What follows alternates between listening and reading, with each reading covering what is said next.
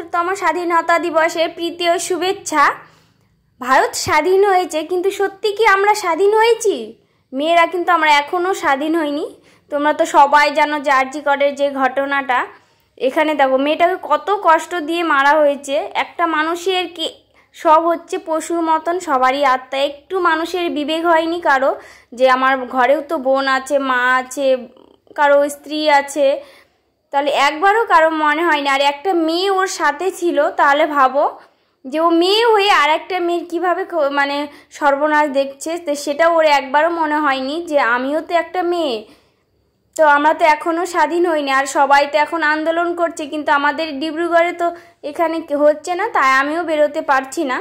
তো আজকের দিনটা ইচ্ছে করছিল না, কিন্তু ওই ছোটোবেলা থেকে মানে স্কুলে যেতাম, তারপরে পাড়াতেও পতাকা উত্তোলন হতো, ওই একটা ইচ্ছে থেকে গেছিলো যে থাক একটু দুটো শর্ট ভিডিও করি।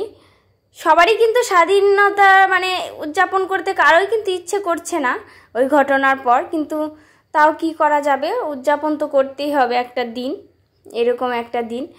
তো যাই হোক, কয়েকদিন আগেই বলে রেখেছিলাম যে আমাকে একটা পতাকা এনে দেওয়া, তাই এনে দিয়েছে। তো তখন তার এই ঘটনাটা ঘটেনি।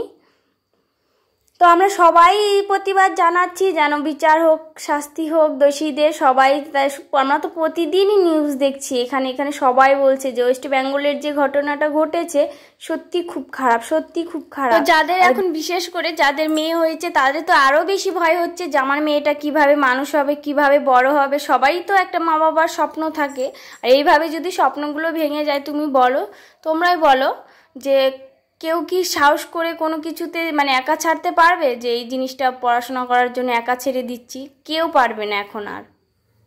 তো সবারই খারাপ লাগছে, আমারও খারাপ লাগছে দেখে যে আমি একটা আন্দোলন করতে পারছি না। আমারও খারাপ লাগছে, কারণ এখানে করছে না, ওটা হয়তো করেছে আসামের ডিব্রুগড় টাউনে করেছে, কিন্তু আমাদের এখানে তো করছে না, এই জন্য তার পারছি না যে অত দূরে যেতে তো আর যাওয়া তো সম্ভব না। আর সেরকম মানে ছবি দিয়ে যে ভিডিওটা করব সেটাও আমি এখনও পারি না। তো যাই হোক, সকালে সব কাজ সেরে নিয়ে তারপরে স্নান করে নিয়েছি, খাওয়া দাওয়া কমপ্লিট হয়ে গেছে, রান্নাবাড়াও হয়ে গেছে। তো এদিকে দুটো ওই যে আনারস এনেছিল, তাই ভাবলাম যে সবাইকে দেখি যে মাথাগুলো লাগিয়ে দেখতেই মানে গিয়েছিলাম লাগাতে, বাইরে লাগিয়ে মশা, প্রচুর মশা ওখানে, খুব প্রচুর কামড়ায়, তার জন্য একটু রোদ থাকতে লাগাতে গেছিলাম, যাকে ওই কাজটা করে আসি তারপরে ঘরের কাজ শুরু করব। তো এই যে দেখতে পেলে লাগিয়েছি, তারপরে বেগুনের চারাগুলো একটু বড় হয়েছে, আর দুটো পুঁই গাছের ওই বড় হয়েছে। তারপরে জল দিয়ে চলে এসেছি রুমে এসে একটু মোছামুছি করে নিয়েছি। আলমারিটা যখন আমি মুছতে আসি তখনই কিন্তু এই যে পেপারের যে কোনাগুলো থাকে সেগুলো শুধু উঠে যাচ্ছে, তার জন্য অতটা মুছতে পারি না, হালকা করে মুছে যায়। তো এই যে ওপরটা তো মুছে নিয়েছি, তো অতটা মানে ভালো করে মুছি না, কারণ পেপারগুলো আবার উঠে যাচ্ছে। একটু সৌন্দর্যের জন্য লাগিয়েছিলাম, সেটাও যদি নষ্ট হয়ে যায় বলো কেমন লাগে। আর এদিকে হচ্ছে যেটা হচ্ছে ডাইনিং টেবিলের যে ফুলটা রাখি ওটা সব দিনই হালকা করে ঝাড় দিয়ে মুছে নিই, কারণ বাইরে থাকে তো ওই ধুলোবালি তো একটু পড়ে, তার জন্য কাপড় দিয়ে একটু মুছে নিই। আর তোমাদের কাছে মানে একটা কথা শুনতে চাইছি যে যদি আমি ওর একটা ছবি দিয়ে উই ওয়ান্ট জাস্টিস মানে আমাদের যে থাম্বনেল হয় সেটা লিখিত কোনো কিছু হবে নাকি, তো জানি না হবে নাকি, যে কপিরাইট আসবে নাকি সেটা তো আমি জানি না। তো দেখি যদি হয় তাহলে থাম্বনেলে দিয়ে দেব, অন্তত পক্ষে একটা তো ওপরে মানে থাম্বনেলে দিয়ে তো তাও বলতে পারবো যে আমিও একটু মানে করেছি। যেহেতু বন্ধুরা তোমাদের সাথে তো অনেক কথাই বললাম, এবার আমার কাজের একটু কথা বলি। তো এই যে অনেক কথা বলতে বলতে তো কাজও কমপ্লিট হয়ে গেল প্রায়। তো এই যে বিকেলের যে ঘরটা ছিল সেটাও ঝাড় দিয়ে নিচ্ছি। আর জানো তো বন্ধুরা, এখানে না প্রচুর গরম পড়েছে এখন, তো থাকাই যাচ্ছে না। তো আগে অনেকটাই বৃষ্টি ছিল, আর এখন বৃষ্টি হচ্ছে না, তো অনেকটাই গরম পড়েছে, খুবই গরম লাগে বিকেলের দিকে। আর যেটা স্কার্ট পরেছি সেটাতে আরও গরম লাগছে। তো যাই হোক, আরে দেখো আমার কোয়ার্টারটা কিন্তু সাদা মাটা ছিল, এসে তো সেরকম কিছুই ছিল না। তো আমি আস্তে আস্তে আমার কোয়ার্টারটাকে সুন্দর করে গুছিয়ে নিচ্ছি, মানে সুন্দর একটা ঘর তৈরি করছি। তো তোমরা যারা আমার ভিডিওটা দেখছো তারা তো জানোই যে আমি নিজের হাতে সবগুলো করছি, সব ডিজাইন আর আস্তে আস্তে গুছিয়ে নিচ্ছি। তো যারা নতুন এসেছো আমার চ্যানেলে, ভিডিওটা হয়তো দেখছো, সাবস্ক্রাইব করোনি, তারা প্লিজ সাবস্ক্রাইব করে যেও। আর যদি ভিডিওটা ভালো লেগে থাকে তাহলে একটা ছোট্ট করে লাইক করে যেও, আর আমার এই নতুন বন্ধুটার পাশে থেকে যেও। আর এখানে না আমাদের এখনো তো জুতা বাক্স দেয়নি, তো এইখানেই রেখে দিই সব জুতাগুলো। আর এখানে একটু বেশি নোংরা জমে যায়, কারণ বাইরে যেহেতু আমি জুতাগুলো রাখি না, রুমে নিয়ে আসি, তো ওই সাথে সাথে নোংরাগুলো ঢুকে যায়, তো ডাইনিংটা একটু বেশি নোংরা হয়ে যায়, এখানে একটু বালিটাই বেশি থাকে। তো চলো, বিকেলে কাজ তো কমপ্লিট হয়ে গেল প্রায়। তো এখন আর একটু পরে আমি একটা জিনিস করব, এই যেটা সুইচ বোর্ড দেখছো সেখানে একটা জিনিস আর্ট করব। তো তোমাদের সাথে তো শেয়ার করবই, আমি যা কিছু নতুন কিছু করছি তো তোমাদের কাছে তো শেয়ার করছি।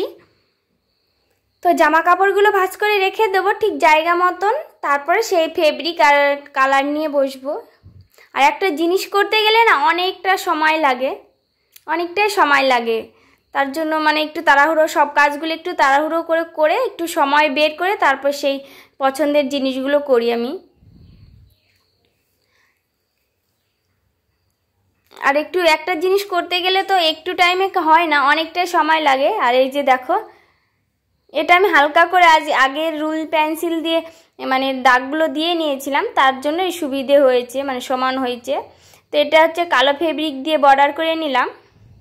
আর যে একটা টবের মতন করছি সেটা তো হলুদ দিয়ে করছি, আর কালো ফেব্রিক দিয়ে এটারও বর্ডার করে নেব।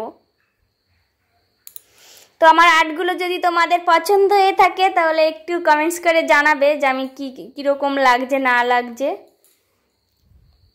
আর আমি যেহেতু অনেক ধরনের ফেব্রিক নিয়ে আসিনি, তো বেশি আনিনি, 2-3টে কালার এনেছি, রেড কালার এনেছি, ইয়েলো কালার এনেছি, ব্লু কালার এনেছি, ব্ল্যাক কালার এনেছি, আর হচ্ছে হোয়াইট কালার এনেছি, আর একটা অরেঞ্জ কালার নিয়ে এসেছি। গ্রিন আনিনি, তাই পাতাগুলো আর গ্রিন দিতে পারিনি, ব্লু কালারই দিয়ে দিলাম। তো লাস্ট মুহূর্তে তোমাদের সব দেখাবো যে আমার ফিনিশিংটা কেমন হয়েছে। তো তোমরা কমেন্টস করে জানাবে যে কেমন হয়েছে। আর তোমাদের ভালোবাসা যদি আরও পাই তাহলে কিন্তু আরও জিনিস আর্ট করতে পারবো।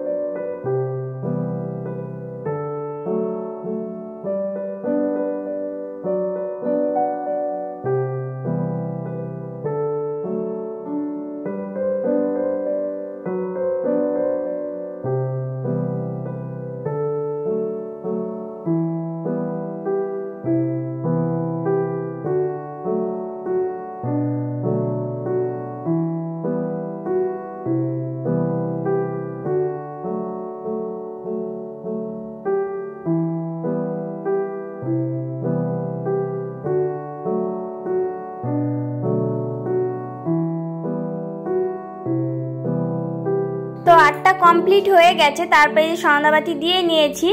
তারপরে যে একটা তো খেয়েছি, একটা আনারস খেয়েছি, আরেকটা দেখি একটু কেমন ছেঁচে গেছে, তো সেটাই কেটে নিচ্ছি। আর আজকে যদি না খাই না তাহলে আর খেতে পারবো না। আর আমার হাজব্যান্ড তো অত খায় না, আমি একটু খাই। তো আর এইদিকে আমি যে বাইরে থেকে বটি নিয়ে এসেছিলাম, আমি তো সব কাজ ছুরিতে পারি না, আর এই যে বটি নিয়ে এসেছিলাম, বটি দিয়ে দেখো কত সুন্দর করে কেটে নিলাম। আর আমি তো ছুরি দেওয়া তো কাজ করতে পারি না, সব কাজ তো আর ছুরি দিয়ে করতে পারি না। তারপরে চলে গেছিলাম খাওয়া দাওয়া কমপ্লিট করে একটু দোকানে গ্রসারি, যে আটা আনতে গেছিলাম। তা রুমে আটা শেষ হয়ে গেছে, বাড়ি থেকে যেগুলো আটা নিয়ে এসেছিলাম তো শেষ। আজকে আবার 2 কিলোর প্যাকেট আটা নিয়ে এসেছি, কারণ একবেলা যদি আটা না খাই না, ওই 3 বেলায় ভাত খেতে ইচ্ছে করে না।